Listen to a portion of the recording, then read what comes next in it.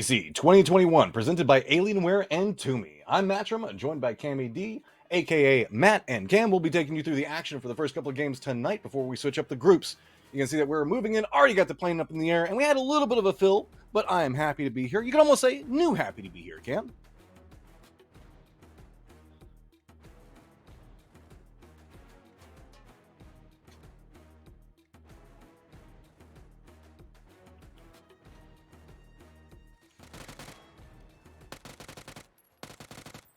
All right, so you can see coming in directly, we've got 17 Gaming caught up in a little bit of a skirmish. It's going to be attack all around. Gloom's already going down and moving directly into the action with it. We got SMGs going active, getting ready for the first circle to pop up right now, but it looks like 17 has control of what's going on. Going to buy more time to find new angles, and the shots are coming through, so that's going to reveal at least a couple of members of KX now in this position.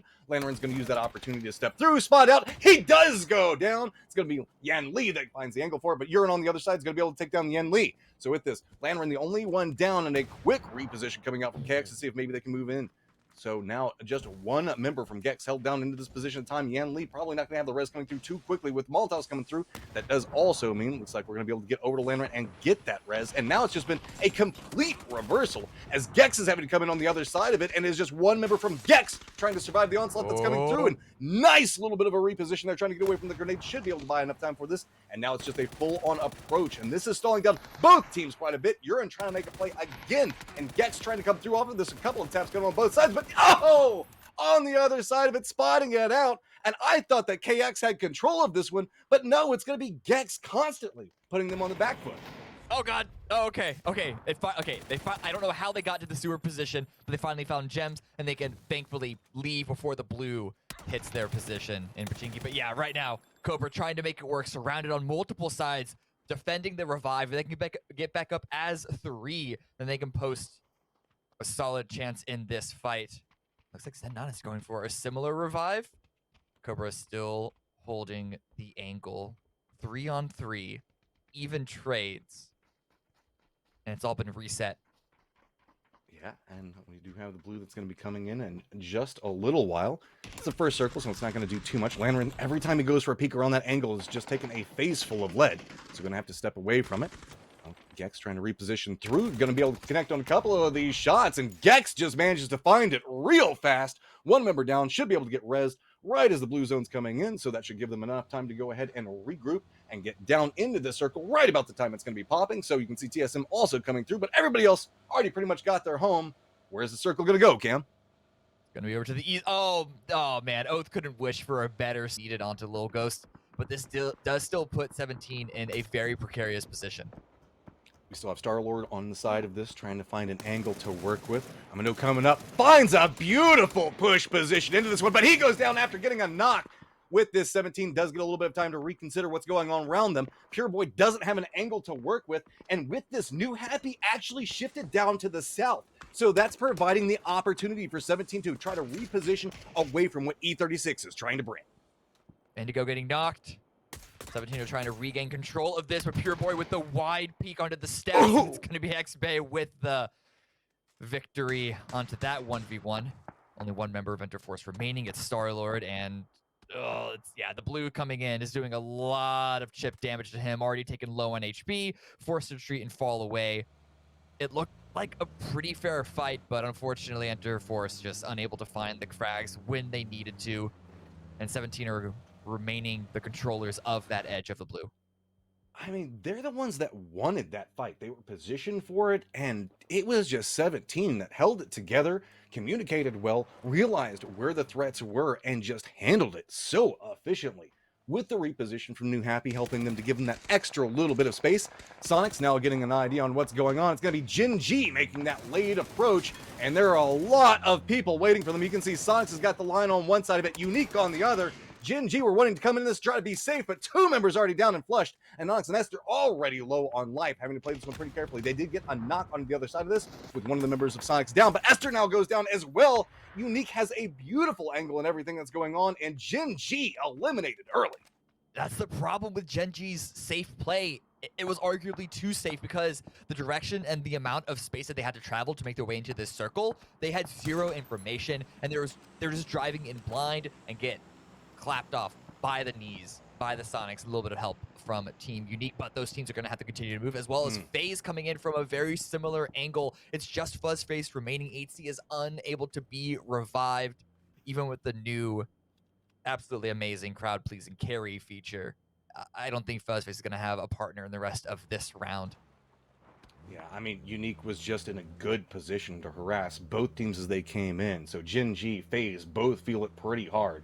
See that Unique is trying to get a little bit of a dip position away from this one, all inside of a vehicle right now, and that's, we all know, can be a little hazardous as they're making their Just approach a in, touch. but they're doing a good job of navigating everything as they go, being able to get away from game home right now, and I think they might be able to find themselves a place to play, but TSM is going to be pretty close to this, so Ooh. Unique, where you gonna go? You don't have too many options, and the longer you drive into this, you're gonna find yourself out in the open, and that is going to be a problem. They do manage to find themselves a place to stop, and it's gonna be shack life as they are just quickly running into this dip.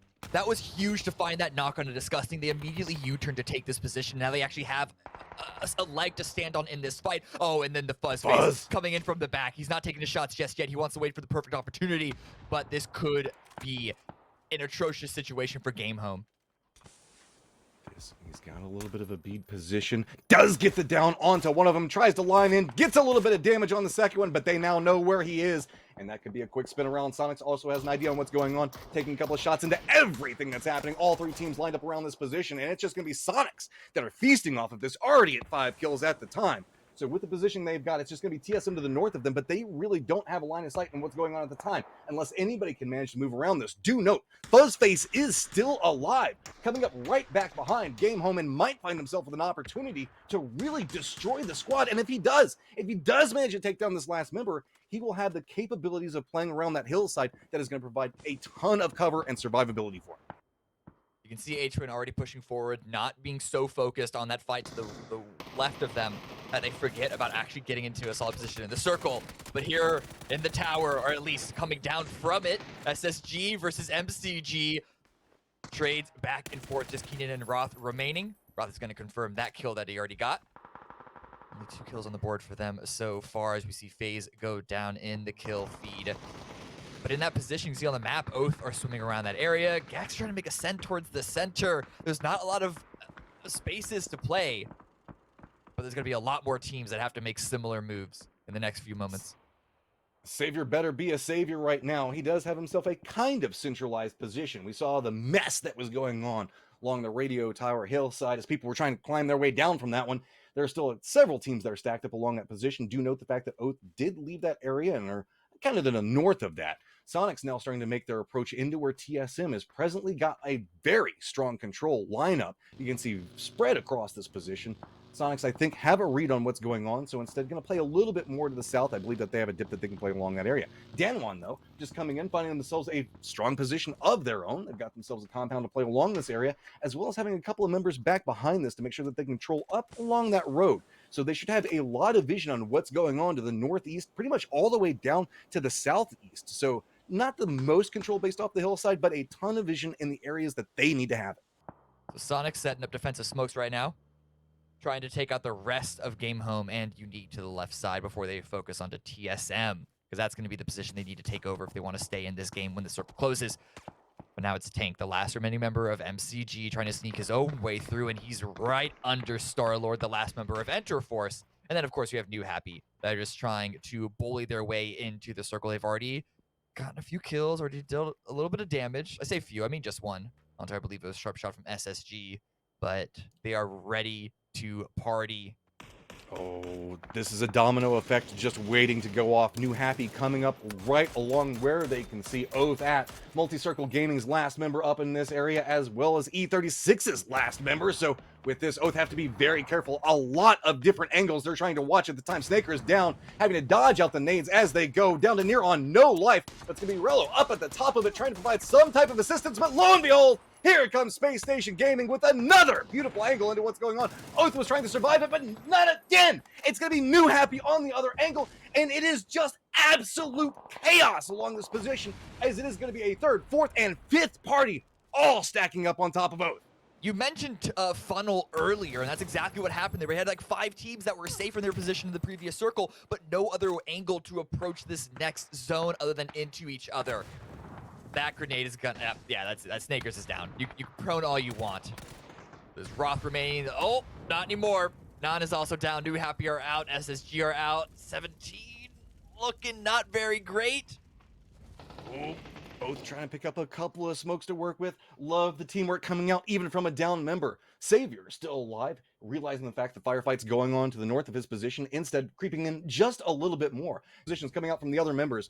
So now, realizing the fact that he is in trouble, trying to retreat from this area, seeing if maybe he can find a new way to approach in this, maybe trying to see if he can approach into where Unique is at, but there's just no options, no cover. Kickstart already taking some damage. He's down, and there we go. We've got our top 4. You say retreat. It's more like just being shepherded into the waiting arms of Salute. Good amount of damage by Kickstart at the end there, forcing a first aid kit. So I guess that's a moral victory that you can take home. But under this, they might be able to flank around back behind this one and catch Danawa unaware, but I think that Rex has a good idea on what's going on as they're continuing to creep in their direction. Rex's whole job has been information on the Sonics, but the fight's breaking out. Unique and Danawa, 1-for-1 trade so far. Spray comes out from a doozy, is able to take a second one down. Fade's been dropped. They might have some time to go for the revive, but now that Rex has been finished on the other side, yeah, Danawa's control, or at least attempt at it, has been just completely destroyed. Soul remaining no longer. TSM hears this, comes in right back behind on Unique, just drops grenades right up on top of him. We know TSM has got the strength of that grenade arm whenever they need it. So Unique does manage to take down Danawa, but now TSM heavily committing into trying to take down Faultlessly, the last member up for Unique at the time. So they're going to move forward into it, are going to get it, but they did have to move a little bit outside the circle to do so. SONIQS now has vision on what's going on, but SONIQS has yet to step foot inside this new safe zone. That was an incredibly important push by TSM, because if they waited any longer, if they waited for Unique to get their revives, they would have been sandwiched between Unique and SONIQS. So they took the push, got the high ground. They conceded a little bit of area to the SONIQS, but now they can just take this fight on one team versus one team basis. But remember, SONIQS have 4 remaining. This gives them more opportunities for wide angles, and with the lack of cover in this zone, that could be huge. Yeah, the lineup that SONIQS have right now, they just have so much more vision, and that's going to pay off as Tickleton is going to connect it to Alo to take him down, and you can see, here comes the push. Penta already in a lot of trouble. Luke, the last one up, and SONIQS, well, they had a rough day yesterday, come in, 10 kills, and the first victory of the day. There it is. We knew it. Maybe this is just NA Hopium, but we knew it. You can never count the SONIQS out. They pulled away from the hot drop. They said, we're done with these petty squabbles. We can leave that to AAA and 17. They can do what they want. And this is what happens when you allow SONIQS to just play the game properly. There is so much to break down in that. Based off of early fights, we had some hot drops, tons of stuff that I know that Avenger, Elfish, and Claris are wanting to talk about. So you guys, take it away.